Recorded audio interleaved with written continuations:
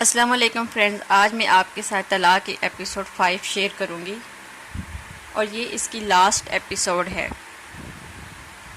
Video شروع کرنے سے پہلے میری آپ لوگوں سے گزارش ہے کہ اگر آپ میرے چینل پر نیو ہیں تو میرے چینل کو سبسکرائب کر لیں تاکہ آنے والی اپڈیٹس ملتی رہے، اور اگر آپ اس کی پہلے والی 4 ایپیسوڈ سننا چاہتے ہیں تو آپ میرے چینل پر جا کر سن سکتے ہیں۔ حفیظ وہیں رک گیا۔ اب وہ عجیب شش و پن میں مبتلا تھا۔ پھر وہ کیا کہہ کر نکل گیا، ٹھیک ہے پر مجھے سوچنے کے لیے کچھ وقت چاہیے۔ سمرین وہیں کھڑی کی کھڑی رہ گئی۔ اسے لگا تھا کہ حفیظ مان جائے گا، مگر اس نے تو وقت مانگ لیا تھا۔ احتشام بھی پریشانی میں اپنے کمرے میں چلا گیا۔ حفیظ نیچے آ کر ادھر سے ادھر ٹہل رہا تھا۔ اس کا دل تو چاہ رہا تھا کہ منع کر دے اس سب کے لیے، مگر جب اپنے بھائی اور بچوں کے بارے میں سوچتا تو اسے لگتا کہ یہ خود غرضی ہوگی۔ اس کے بھائی کو اس کی ضرورت ہے۔ اس کے دل کو قرار نہیں آ رہا تھا۔ اس نے فوراً موبائل نکالا اور حلالے کے بارے میں تلاش کرنے لگا۔ پوری رات وہ اس کے متعلق سوچتا رہا۔ پھر اس نے فیصلہ کیا کہ وہ بھائی کے لیے یہ قربانی دے گا۔ صبح وہ ناشتے پر اوپر آیا تو اس نے بھائی کو اپنے فیصلے کے متعلق آگاہ کیا۔ احتشام نے اس کا بہت شکریہ ادا کیا، اور پھر اس نے ظہر کے بعد استاد جی کو گھر آنے کی درخواست کی۔ استاد جی گھر آ گئے۔ وہ مدرسے کے بڑے لڑکے بھی ساتھ لے آئے تھے گواہوں کی صورت میں۔ اس طرح سمرین اور حفیظ نے نکاح کر لیا۔ نکاح نیچے والی منزل پر ہوا۔ پھر احتشام بچوں کو لے کر ان کے نونہال چھوڑنے چلا گیا۔ سمرین پلنگ پر بیٹھی آنے والے لمحات کے لیے خود کو تیار کر رہی تھی۔ اس کا دل بہت تیزی سے دھڑک رہا تھا کہ کیا ہوگا، کیسے ہوگا۔ وہ حفیظ جو کبھی اس کے لیے بچوں جیسا تھا، آج وہ اس کی زوجہ تھی، اور حق کی زوجیت نبھانا اس کے لیے بہت مشکل تھا۔ وہ پلنگ پر سمٹی بیٹھی تھی کہ عصر سے مغرب ہو گئی، مگر حفیظ کمرے میں نہیں آیا۔ سمرین نے باہر نکل کر دیکھا تو وہاں کوئی موجود نہیں تھا۔ اتنے میں دروازہ کھلا اور احتشام گھر میں داخل ہوا۔ اس کی سوالیہ نظریں سمرین نے 1 منٹ میں پڑھ لی، جیسے وہ پوچھ رہا ہو کہ سب ہو گیا۔ سمرین نے اس کے پوچھنے سے پہلے ہی بول پڑی، تمہارا بھائی تو گھر ہی نہیں آیا ابھی تک۔ اب احتشام کی پریشانی اور بڑھ گئی۔ وہ سوچ رہا تھا کہ شاید 1-2 دن میں یہ سب ختم ہو جائے گا اور حفیظ سمرین کو طلاق دے دے گا، مگر اب تو لگ رہا تھا کہ حفیظ کو سمجھانا اور منانا کافی مشکل ہوگا۔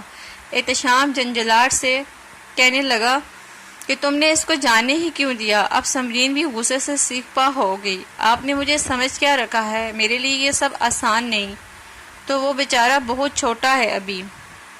احتشام غصے پر قابو کرتے ہوئے، شاید تم ٹھیک کہہ رہی ہو، شاید میری موجودگی اور اس گھر میں یہ سب ممکن نہیں۔ وہ ایسے ہی جھجکتا اور شرماتا رہے گا، کچھ سوچنا پڑے گا، وہ خود سے کہتے ہوئے ٹہلنے لگا، اور پھر خوشی سے اچھلا، دیکھو مجھے ایک ترکیب آئی ہے، میں فیکٹری میں 3 دن کی چھٹیاں لے کر بچوں کو دیکھ لیتا ہوں، تم دونوں کسی مقامی ہوٹل میں کمرہ لے لو 3 دن کے لیے۔ سمرین کو یہ بات بہت بے تکی سی لگی، مگر شاید احتشام ٹھیک کہہ رہا تھا۔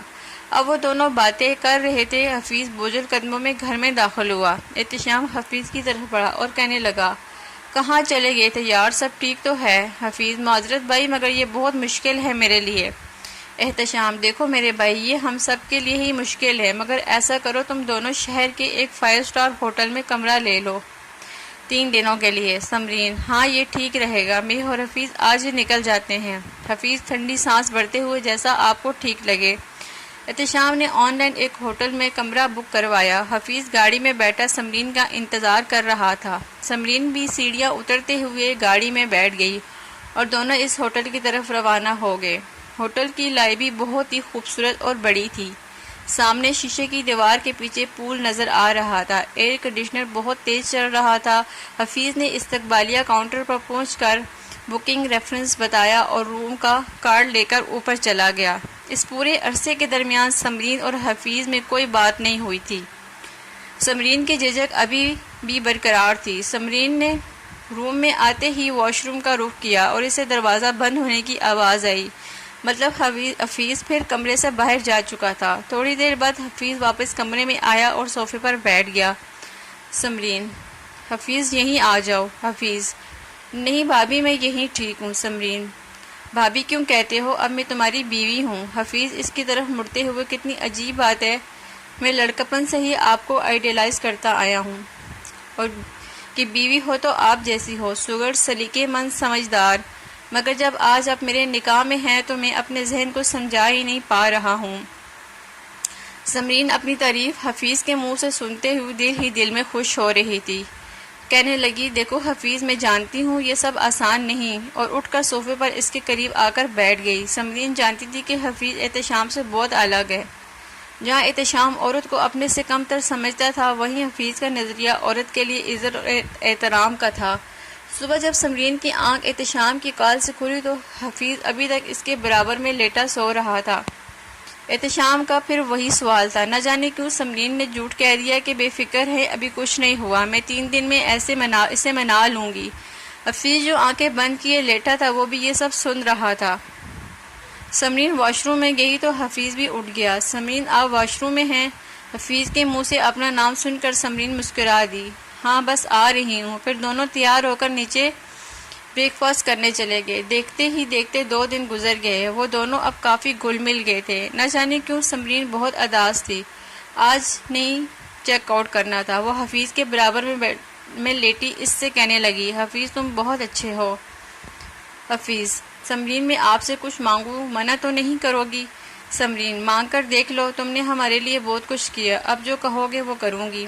حفیظ، کیا ضروری ہے کہ میں آپ کو طلاق دوں اور حفیظ، آپ میری بیوی بن کر کیوں نہیں رہ سکتی؟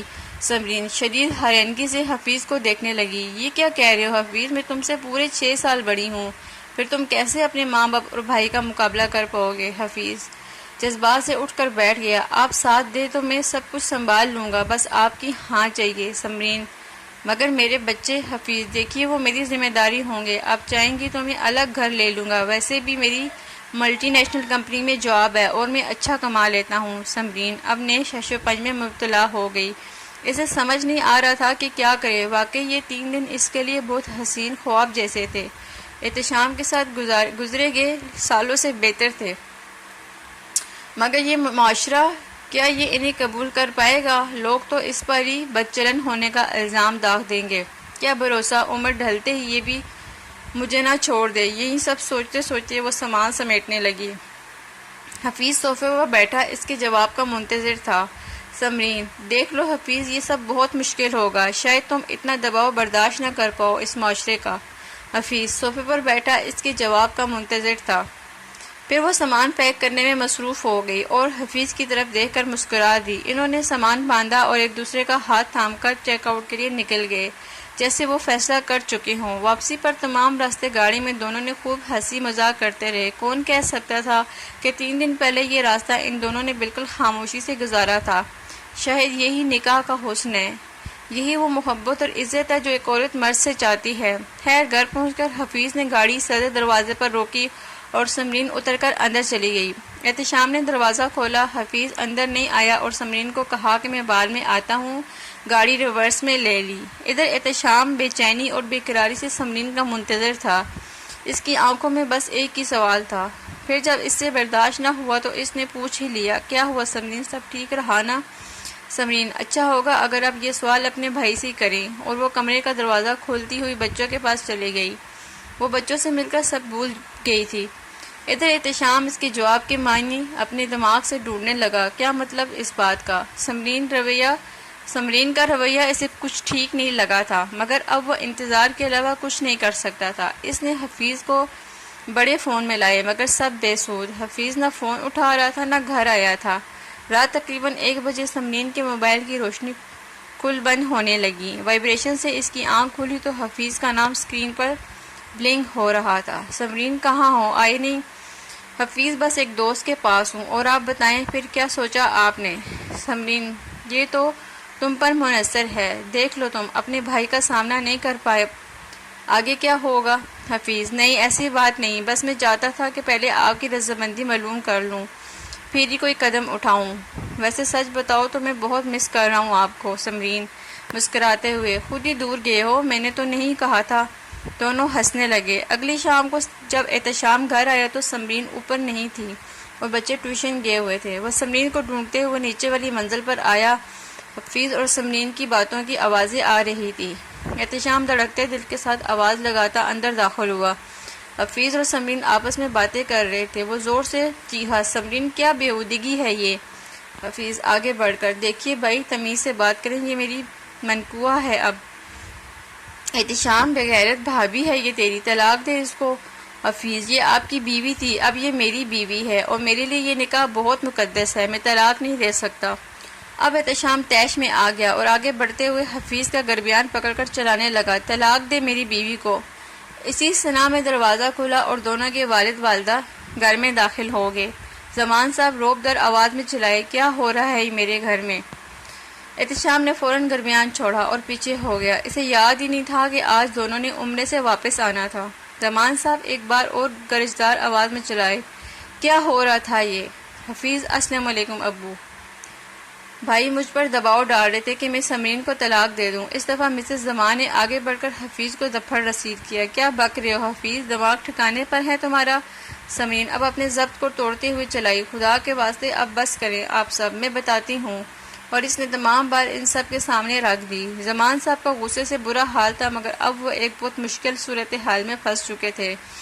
انہوں نے جیب سے فون نکالا اور سمرین کے ماں باپ کو فوراً اپنے گھر بلایا۔ سب نیچے صوفوں پر بیٹھے ان کا انتظار کر رہے تھے۔ ایک عجیب سا سناٹا چھایا ہوا تھا، شاید کسی کے پاس کچھ کہنے کے لیے نہیں تھا۔ اتنے میں دروازے کی گھنٹی بجی، حفیظ نے جا کر دروازہ کھولا تو سمرین کے ماں باپ وہاں موجود تھے، وہ انہیں عزت کے ساتھ اندر لے آیا۔ زمان صاحب آپ کا بہت شکریہ کہ آپ تشریف لائے، دراصل اب جو میں بتانے جا رہا ہوں اسے بہت سکون سے سنیے گا۔ احتشام سر جھکائے ایک صوفے پر بیٹھ گیا تھا۔ سمرین کی والدہ پریشانی سے کہنے لگی، دیکھیے بھائی صاحب، سمرین سے کوئی غلطی ہوئی ہے تو ہم معافی مانگتے ہیں، اور غصے سے سمرین کی طرف دیکھنے لگے۔ سمرین کیا ہوا، بتاؤ کیا کیا تم نے؟ زمان صاحب، دیکھیے بھابھی، یہی تو سب سے بڑی غلطی ہے ہماری، ضروری نہیں کہ ہر دفعہ غلطی عورت کی ہو۔ اب آپ عورت ہو کر بغیر کچھ کھائے، بغیر کچھ جانے اپنی بیٹی کو مورد الزام ٹھہرا رہی ہیں۔ شاید اس لیے یہ عورت ایسے قدم اٹھانے پر مجبور ہوتی ہے، کیوں کہ اسے پتہ ہوتا ہے کہ اس کے اپنے گھر والے بھی اسے ہی غلط کہیں گے۔ سمرین کے والد کہنے لگے، بھائی صاحب اب آپ بتا دیں کیا بات ہے، مجھے بہت فکر ہو رہی ہے۔ زمان صاحب، دراصل بات کچھ ایسی ہے کہ احتشام نے سمرین کو طلاق دے دی۔ کیا؟ سمرین کے ماں باپ دونوں سکتے میں آ گئے۔ زمان صاحب، دراصل انہوں نے طلاق دی، پھر احتشام نے حفیظ سے اس کا نکاح پڑھوایا اور اب یہ چاہتا ہے کہ حفیظ اسے طلاق دے دے۔ انہوں نے کھا جانے والی نظروں سے احتشام کو دیکھا، جو نظریں جھکائے بیٹھا تھا۔